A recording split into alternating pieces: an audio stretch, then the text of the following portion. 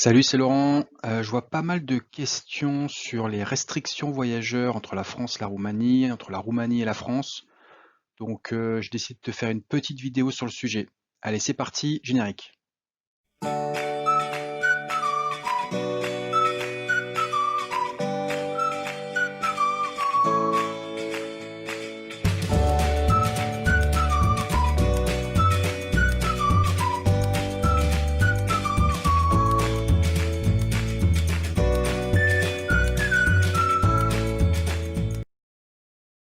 Donc, dans cette vidéo, je vais te parler d'abord des restrictions entre la France et la Roumanie et vice-versa entre la Roumanie et la France en date de janvier 2021.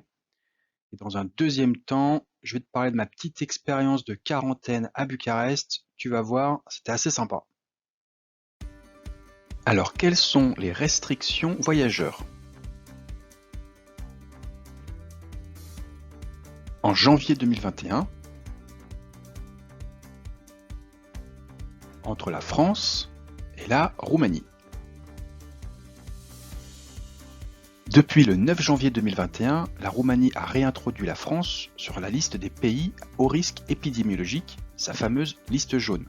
Si tu es intéressé, j'ai mis un lien pour télécharger cette liste jaune en bas de la vidéo où tu auras tous les pays inclus dans cette liste.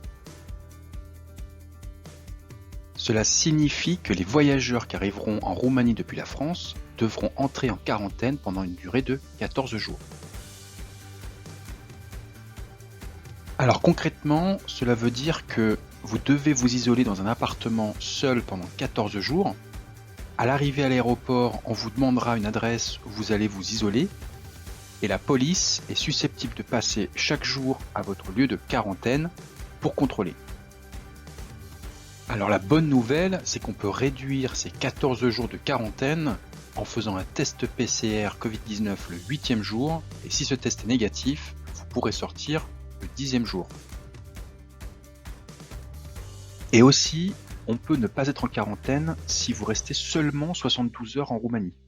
Dans ce cas-là, vous devrez présenter un test PCR négatif réalisé 48 heures avant votre arrivée en Roumanie.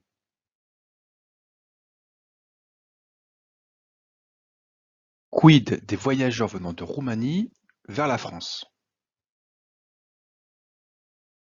Alors là, dans ce sens, c'est très simple. À ce jour, la France n'impose aucune restriction pour les voyageurs arrivant de Roumanie. Alors passons maintenant à mon expérience en quarantaine. Alors comment s'est déroulé mon processus de quarantaine en Roumanie? Il y a eu essentiellement 3 étapes. Premièrement, à l'aéroport de Bucarest. Deuxièmement, ma quarantaine dans le secteur 6 de Bucarest. Et enfin, la sortie, j'étais bien content. Alors, dès notre arrivée à l'aéroport, on a dû soumettre à des interrogations de la part de la police et ou un agent de la DCP, c'est-à-dire la direction de la santé publique. Donc les agents de la police et de la DCP m'ont demandé essentiellement 3 choses. Premièrement, si j'avais de la famille en Roumanie, à Bucarest. Deuxièmement, quelle était mon adresse pour passer ma quarantaine. Donc, en l'occurrence, j'avais loué un Airbnb proche de l'université de Polytechnique, dans le secteur 6. Et troisièmement, quel était mon numéro de téléphone, puisque c'est essentiel pour eux pour pouvoir vous contrôler par la suite. Donc après avoir passé toutes les formalités à l'aéroport, je suis allé dans mon Airbnb, donc dans le secteur 6, comme je vous ai dit, et j'ai commencé ma quarantaine. Donc un des effets de la quarantaine quand vous êtes isolé dans un appartement tout seul, nuit et jour, 24 heures sur 24, c'est voilà le premier effet, le deuxième effet et le troisième effet. Donc pendant ma quarantaine, j'aurais pris au total 2,5 kg en 10 jours. Voilà, donc c'est quand même beaucoup. Je dis 2,5 kg pour pas dire 3 kg. Merci Glovo, merci Takeaway, merci Foodpanda. Donc évidemment, je me suis fait livrer via ces applications ma nourriture tous les jours. Voilà quoi. Quand on est en quarantaine, on n'a pas trop le choix de se faire livrer. C'est à prendre en compte en termes de coûts. Voilà. Et alors, quid de la police, me direz-vous?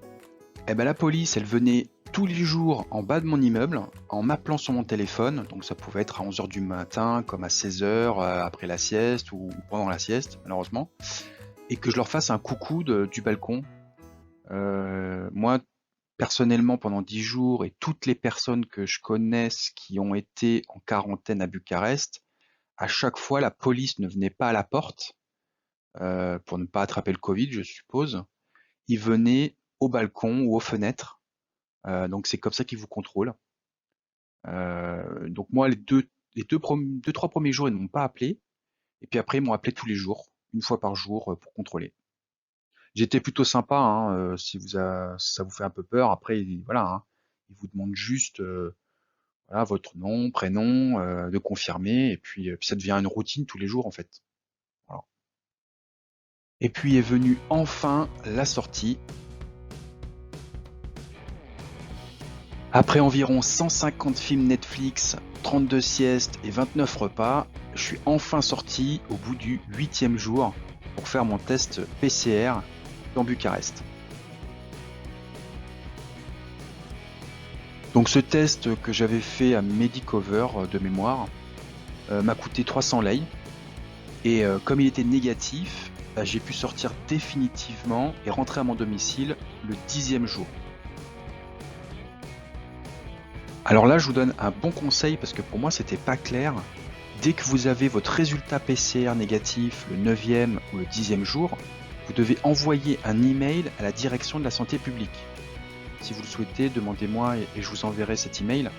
Donc, vous devrez indiquer dans cet email le nom et votre numéro de carte d'identité, plus le lieu de la quarantaine, ainsi que le résultat négatif évidemment de votre test PCR, et le billet d'avion pour qu'il vérifie votre date d'entrée dans le pays. Donc moi, une fois que j'ai fait ça, j'ai reçu un email de la direction de la santé publique me confirmant la suspension de ma quarantaine. Et donc cet email-là, je l'ai forwardé à la police de mon secteur, donc en l'occurrence du secteur proche de Polytechnique à Bucarest, de manière à ce que je sois exclu de la liste de checking de la police. Voilà.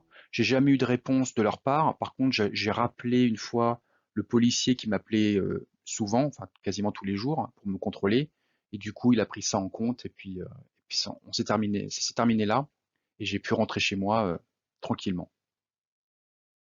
Cette vidéo touche à sa fin. Je te dis merci, mulțumesc. N'oublie pas de t'abonner pour recevoir mes prochaines vidéos.